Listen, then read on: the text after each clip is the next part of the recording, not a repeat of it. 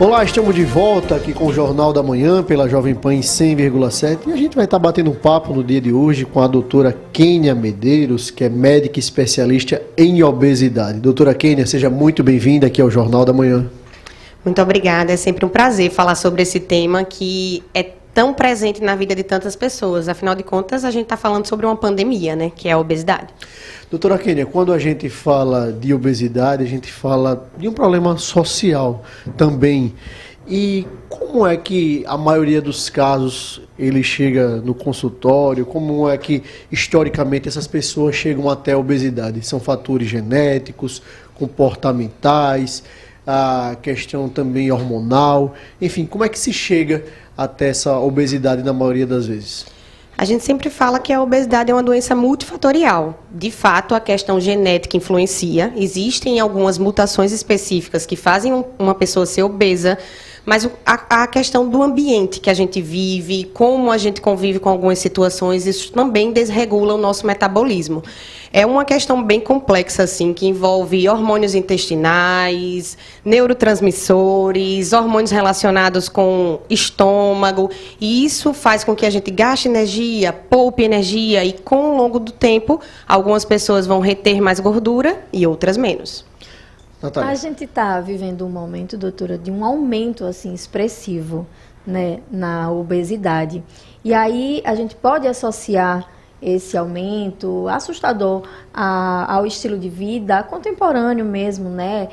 O fato de a gente passar muito tempo sentado muitas vezes, o tipo de alimento, esses ultraprocessados, o estilo de vida de fato. Isso é um dos fatores que está desencadeando esse aumento da obesidade? Também, mas a gente falar que a obesidade está relacionada só com o comer muito e gastar pouco, a gente vai entrar numa questão que eu tiro totalmente de pauta, porque assim, o obeso ele não é obeso só porque come muito e gasta pouco. Mas óbvio que esses alimentos ultraprocessados, o sedentarismo, ele desregulam a sua homeostase metabólica. E aí o seu corpo ele vai tender a economizar aquelas calorias e transformar elas em gordura. Mas a gente pode reverter isso, não só estimulando a mudança do estilo de vida, ensinando a comer alimentos mais saudáveis, mas também a prática de atividade física, mas muitas vezes também fazendo uso da medicação. Doutora Kênia, existe uma polêmica muito grande em relação às canetinhas que se fala hoje em dia, a questão do Ozempic, enfim, outras modalidades também para poder chegar ao emagrecimento. Alguns remédios tarja preta. Existe um tabu na sociedade em relação aos medicamentos e muito se fala, né? Quando se tem um obeso, rapaz, crie vergonha, vai fazer uma atividade física, fecha a boca. Isso muitas vezes ajuda a pessoa que tem a obesidade, que é uma doença de fato. Como é que a senhora avalia essa questão desse uso desses medicamentos no controle desse sobrepeso, enfim, ou da obesidade de fato? A gente interpretar a obesidade como estética, de fato, leva a esse preconceito com o uso da medicação. A partir do momento que a gente entende que a obesidade é doença e quem é doente não tem culpa de ser doente, você não tem culpa de ter diabetes, você não tem culpa de ser hipertenso, você não tem culpa de ter câncer. Por que você tem culpa de ter obesidade? E aí, se você interpreta, de fato, a obesidade como doença, a medicação faz parte do tratamento.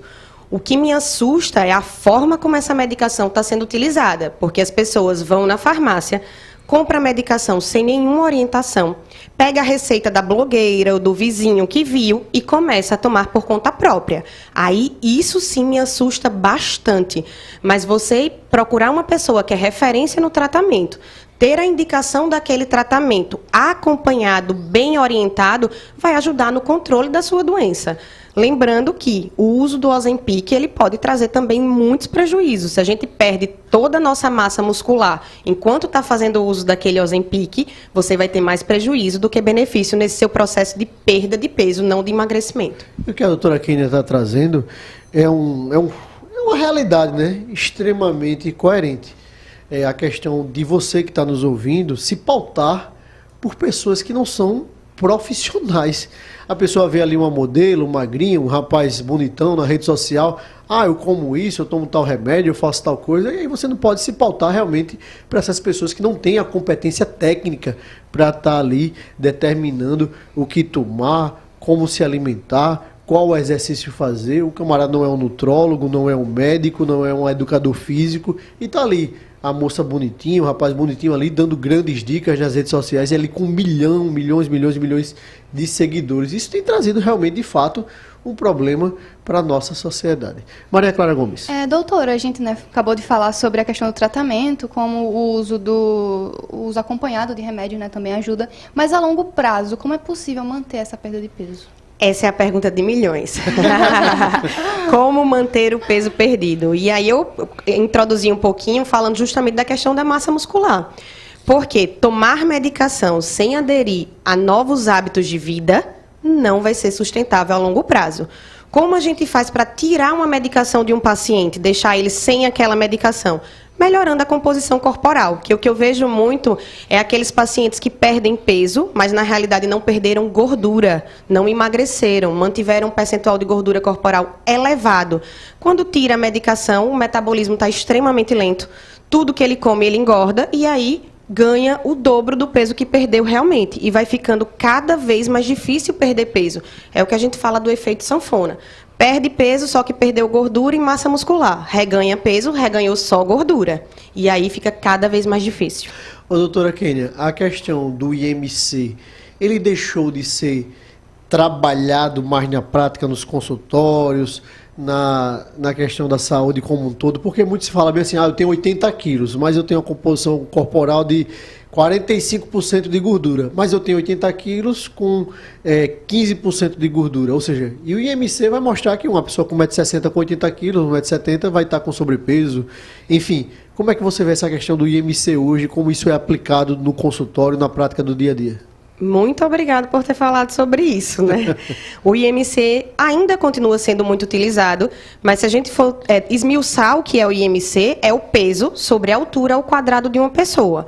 Esse peso é composto de quê? De gordura, de músculo, de água.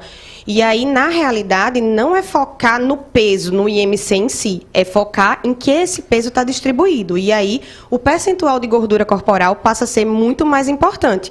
Porque eu trato pessoas que têm um IMC de 25, que você diz um IMC de eutrofia, né, tá normal, mas com percentual de gordura corporal de 40%. Então, aquelas pessoas... Seria a... Perdão até. Falsa magra. A falsa magra, que se fala no consultório, ou falso magro, né? Aquela pessoa que tem um peso que está dentro do IMC, mas quando você vai fazer as medições, tal, vai para aquela balança específica, você vê a pessoa realmente com essa questão corporal com mais gordura do que massa magra, por exemplo. Isso, por isso que no nosso consultório toda consulta tem bioimpedância. Bioimpedância, exato. Não tem como você avaliar um paciente que está no tratamento de obesidade sem avaliar a composição corporal dele.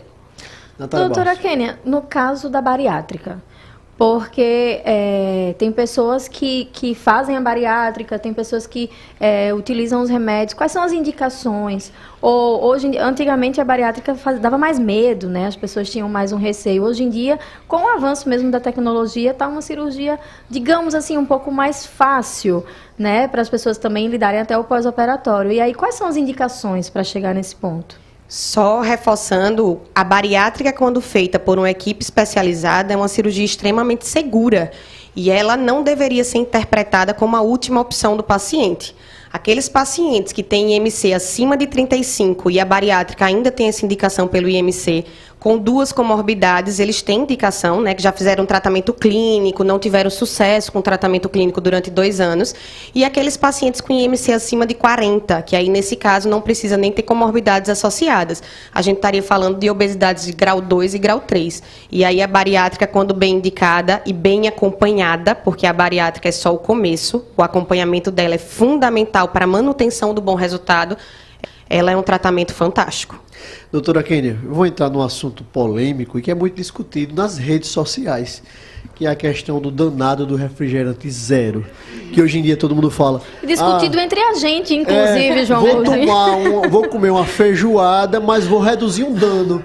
Vou falar aqui, mas não é propaganda não. Vou tomar uma Coca zero, vou tomar um Guaraná Antártica zero, vou na McDonald's comer aquele fast food, mas vou tomar um Guaraná zero. Como é que você vê essa questão da utilização, da questão do consumo desses refrigerantes zero na dieta, no dia a dia, ele reduz dano, ele é prejudicial também pela quantidade de sódio. Como é que você vê essa questão do refrigerante, que é muito questionado pela nossa audiência? Quando a gente diz, vamos entrevistar uma médica especialista em obesidade, o questionamento do refrigerante zero, assim, foi muito questionado de fato aqui nas nossas redes sociais. Então, eu como médica que priorizo saúde e bem-estar, não posso dizer que o refrigerante é uma boa bebida, tá? Ele tem diversos aditivos que são prejudiciais à saúde, mas também não é aquela questão, nossa, tomo uma Coca Zero por dia, vou ter câncer. Não é assim. A quantidade que precisaria estar ingerindo daquele refrigerante é uma quantidade muito alta, tá? Agora, entre dano de peso para a obesidade, esqueça saúde como o refrigerante como uma boa bebida. Para a obesidade é melhor o refrigerante zero do que um suco que seria mais calórico para a obesidade. Não estou falando só de questão de saúde. Um suco de laranja e uma Coca-Cola zero. Para o obeso é menos danoso, podemos dizer, uma Coca zero. Isso. O suco de laranja tem mais calorias do que uma Coca zero. Isso numa situação assim de curto prazo, podemos dizer, né? É para quando o seu objetivo é perda de peso, tá? Se você for optar, você está numa dieta de perda de peso e tem o refrigerante e o suco de laranjas, o refrigerante zero. O refrigerante zero tem menos calorias, só. E aí a gente tenta buscar esse equilíbrio, né? Entre saúde, vida, peso, o que ingerir, como ingerir, enfim, são fatores, multifatores, na verdade, na prática, né? Doutora Kênia Medeiros, quero agradecer demais a sua participação aqui no Jornal da Manhã. Quero deixar o convite público para que a senhora retorne aqui para tratar dessas e de outras temáticas tão importantes para a nossa sociedade. E quero deixar um espaço para suas considerações finais. Eu gosto muito de falar que a vida é um equilíbrio, né? E a obesidade também. A gente não pode criticar aquelas pessoas. Nossa, essa pessoa vive para o corpo, só faz isso. Mas, ao mesmo tempo, aquela pessoa que é totalmente desregrada no final de semana, tá tudo certo. Então, a gente tem que buscar esse equilíbrio. Se a gente passa a ter uma vida saudável de segunda a sexta-feira e no final de semana deixa o carro ir, acelera, a gente vai estar trazendo prejuízo não só para a nossa saúde, como para o ganho de peso, né? Então, o segredo da vida é o equilíbrio, a gente conseguir escolher bons alimentos, praticar atividade física e ter a manutenção do nosso peso de forma sustentável e mentalmente saudável. Doutora Kênia Medeiros, mais uma vez, obrigado pela sua participação aqui no Jornal da Manhã, pela Jovem Pan 100,7. E só lembrando para os nossos queridos ouvintes que no domingo teremos aqui a questão das eleições, né? A cobertura das eleições. Faltou, né, a palavra cobertura, Natália. Cobertura. Percebi. Vamos fazer a cobertura especial das eleições 2024 aqui pela Jovem Pan 100,7 a partir das 16 horas, com toda a equipe do Jornal da Manhã, com o auxílio da reportagem da Folha de Alagoas, o Mailson Franklin nas ruas, a Isadora Noia, junto com o Leonardo Ferreira aqui na nossa produção, nossa bancada com a Natália Barros, com a Maria Clara Gomes. Eu vou estar aqui presente também. Vamos ter o convidado, jornalista especializado em política, Cleverson Levi, ou seja, terá uma grande equipe para fazer a cobertura do Jornal da Manhã. Lembrando, sobre as eleições 2024, a partir das 16 horas aqui em 100,7, a cobertura das nossas eleições de 2024. Obrigado, minhas companheiras de bancada, Natália Barros, Maria Clara Gomes, nosso querido Cláudio Stone na técnica, o Mailson Franklin, sempre nas ruas de Maceió com Geraldo Salgueiro. Muito obrigado a todos vocês e até segunda-feira, até domingo, excepcionalmente. Eu ia falar até segunda, então até domingo, se Deus quiser. Tchau, tchau, ouvinte, até domingo. Até domingo.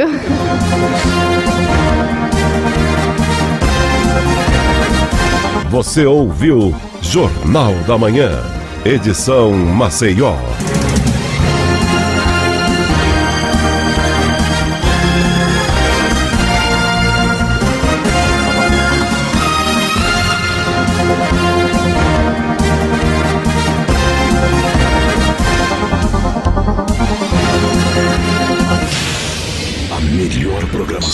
Always playing only the best.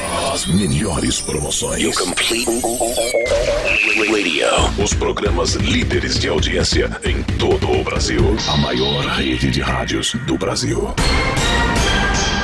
Cores que dão certinho no bolso. Pintou economia na Carajás Home Center. Massa corrida souvenir 25 quilos, R$ 59,90.